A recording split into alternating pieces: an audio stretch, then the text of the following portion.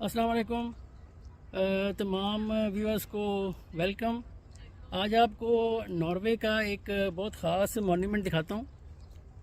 इसको हम ना नॉर्वे का मीनार पाकिस्तान भी कहते हैं और इससे जुड़ी हुई एक लव स्टोरी भी है जिसकी वजह से ये मुल्क भी वजूद में आया था।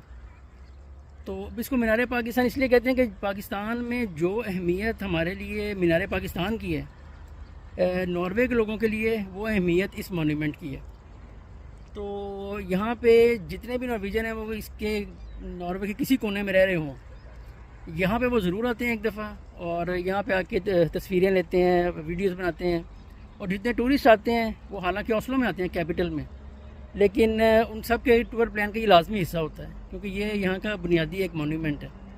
तो पहले आपको मॉन्यूमेंट दिखाता हूँ, उसके बाद फिर आपको उसकी थोड़ी हिस्ट्री भी बताता हूँ।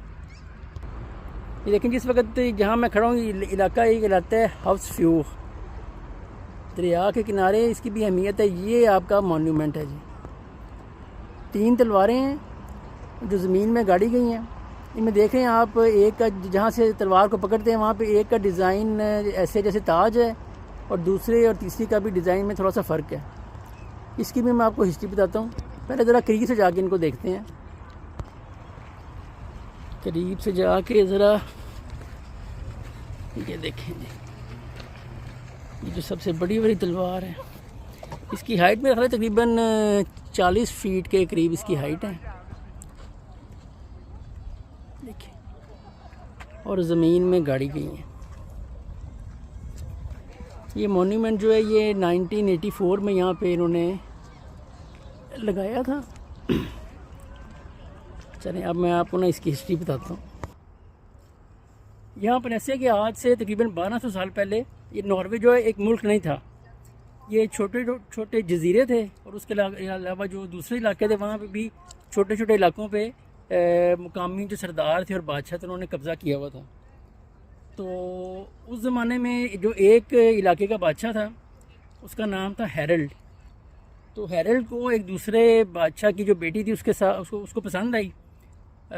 दोनों का आपस में मामलात भी तय हो गए, दोनों एक दूसरे को पसंद करते थे। लेकिन उस शहज़ादी ने यह शर्त रखी कि वो हैरल्ड से शादी उस सूरत में करेगी अगर वो इस पूरे इलाके के तमाम जो बादशाह हैं उनके साथ जंग लड़ के उनको हरा के और इस पूरे इलाके का हुक्मरान बनेगा। ये उसने समझे एक शर्त रखी या चैलेंज रखा। तो आम तौर पे काफ़ी मुश्किल होता है चैलेंज को कबूल करना, क्योंकि काफ़ी ज़्यादा सरदार थे इन इलाकों में, बादशाह कह रही हैं सरदार कह रहे हैं। तो हैरल्ड ने क्योंकि उसको पसंद करता था और उसकी यानी वो चाहत थी, उसके लिए ज़िंदगी का बहुत बड़ा मकसद था, तो उसने इसकी हामी भर ली। उसके बाद उसने तैयारी की कुछ साल और उसके बाद उसने जंगें शुरू की और एक एक करके वो जंगें करता गया और जीतता गया। उसके बाद ये तकरीबन 880 सन की बात है, आज से 1200 साल पहले वो इस जगह पे आया, इस जो है जहाँ हम खड़े हैं इस दरिया के रास्ते, वो इस इलाके में आया जिसको हाउसफ्यूग कहते हैं। यहाँ पे जो बादशाह था वो आखिरी बादशाह रह गया था। उसके साथ भी इसकी जंग हुई और वो जंग भी हैरल्ड जीत गया। जब वो जीता तो उसने उसके बाद ऐलान किया कि आज के बाद ये जो पूरा इलाका है ये अब जज़ायर में और कबीलों में नहीं होगा तकसीम, अब ये एक मुल्क होगा। और दूसरों से ऐलान किया कि आज के बाद कोई जंग नहीं लड़ी जाएगी। और ये कह के उसने तलवारें ज़मीन में गाड़ दी। तलवार ज़मीन में गाड़ना ये सिंबल है इस चीज़ का कि अब लड़ाई ख़त्म है, जंग नहीं होगी अब। और उसके बाद वाकई फिर जंग नॉर्वे में नहीं हुई। फिर वहाँ यहाँ पे बादशाह उसकी शादी हो गई, वो बादशाह बन गया पूरे मुल्क का। बादशाहत का निज़ाम आज तक चल रहा है यहाँ पे, लेकिन यह है कि साथ डेमोक्रेसी आ गई, पार्लियामेंट आ गए, वो भी सारा कुछ साथ साथ चल रहा है जैसे यूके में है।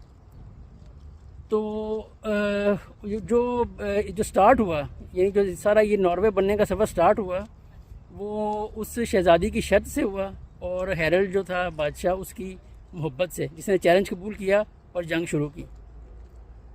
तो उसकी याद में फिर यहाँ पे इन्होंने तलवारें ज़मीन में गाड़ी हुई हैं, जैसे उसने गाड़ी दी थी 880 सन में। तो इसके ऊपर जब देख रहे हैं जो निशान फ़र्क हैं, जैसे जहाँ से तलवार पकड़ते हैं एक के ऊपर ताज बना हुआ है।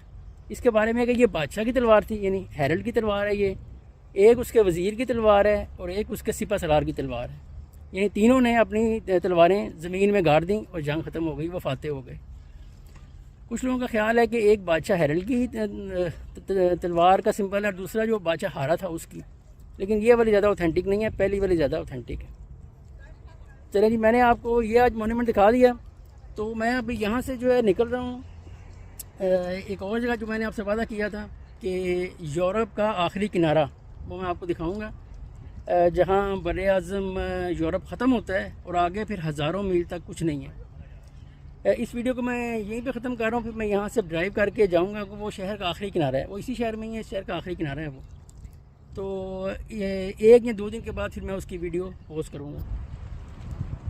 आप ये करें कि चैनल को सब्सक्राइब करें और साथ बेल आइकन को ज़रूर दबाएं, क्योंकि अगर आप बेल आइकन को नहीं दबाएंगे और ख़ाली सब्सक्राइब करेंगे तो आपको अगली वीडियो का नोटिफिकेशन नहीं आएगा। और लाइक और शेयर करें, और मेरी जो परसों वीडियो है उसका इंतज़ार करें, यूरोप का आखिरी किनारा, जहाँ के आगे सुनसान बियाबान है हर चीज़। आज के लिए इजाज़त, खुदा हाफिज़।